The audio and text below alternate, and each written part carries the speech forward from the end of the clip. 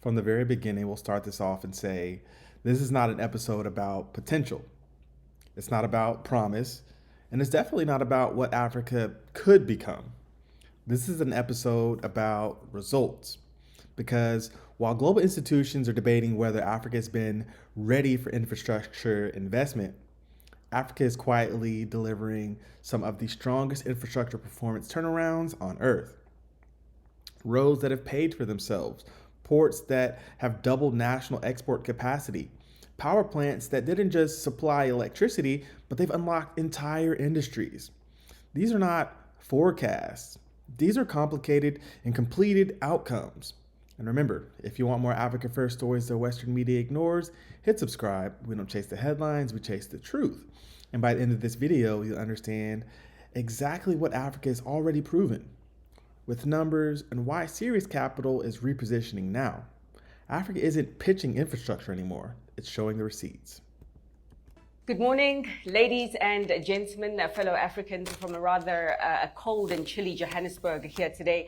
My name is Fifi Peters, and this morning we are gathered here to discuss infrastructure and the manner in which investments in the sector can, of course, boost growth on the African continent. And very often when we talk about infrastructure, we speak about it in a very abstract manner. We talk about the highways and the roads and the bridges and the financing models that will be required to make it work. But in my view, at the basics, when we are talking about infrastructure, it's the bread and butter issues that essentially shape our daily lives and also determine whether our businesses succeed or fail. So it is the proper road or the working rail line from Limpopo or Ekurhuleni that ensures that a business can get their goods to their customers in the province, in the region, as well as beyond. It is the constant power that not only keeps the factory running efficiently, but also allows us to charge our phones, to watch TV like CNBC Africa, as well as also run businesses from home.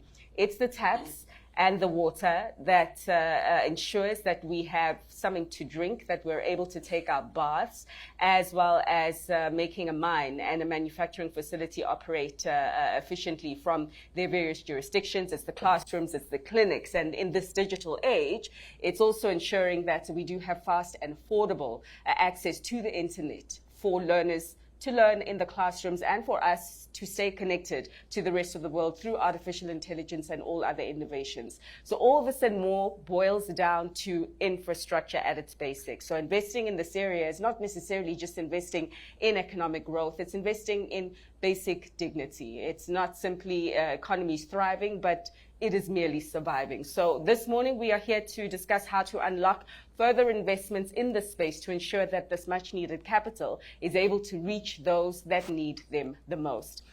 All right, so what's missing here is that Africa's infrastructure problem has never been about lack of demand. It was about block demand, right?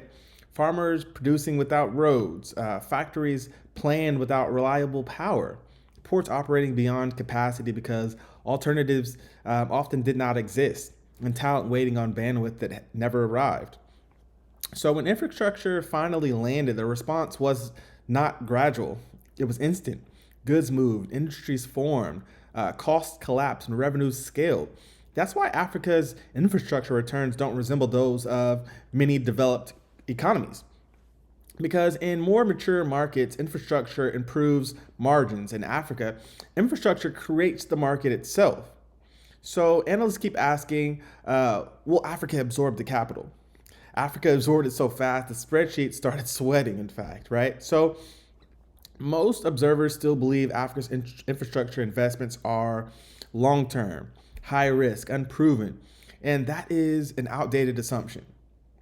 What's already happened is, all right, so let's talk completed systems, right? Not theories. So an example here is the Ethiopia, Addis Ababa to Djibouti railway, Africa's first electrified cross-border railway.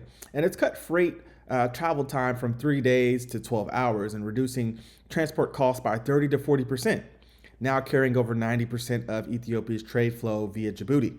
And this wasn't convenience, it was economic survival optimized, right? Another example here is the Kenya Standard Gauge Railway, SGR. It's reduced Mombasa to Nairobi cargo time from 2 to 3 days to just 8 hours. And it's lowered logistics costs for manufacturers and exporters. So anchored inland deposits and industrial parks, creating tens of thousands of direct and indirect jobs. And the rail line didn't wait for growth, it forced it. And our third example here is the Morocco Tangier Med Port, Africa's largest port complex, the capacity exceeding 9 million containers annually, connected to 180 plus global ports, and contributes billions in export value every year, anchoring Morocco's rise as a manufacturing and automotive hub. One port repositioned an entire country inside global supply chains. So Africa's infrastructure returns are still uncertain is an outdated thing. You know, it's been said by multiple projects already, but in fact, it's already paid off. So Africa's already crossed the line from theoretical growth to verified performance. And the question is no longer whether infrastructure works. The question is who captures the compounding upside next. So, what has infrastructure already done, right? So let's widen the lens. Power infrastructure, Ghana and Ethiopia. Ghana's expanded generation, stabilized industrial output, reduced outages that once cost firms 2 to 6% of annual revenue, right? So manufacturing productivity rose as reliability returned.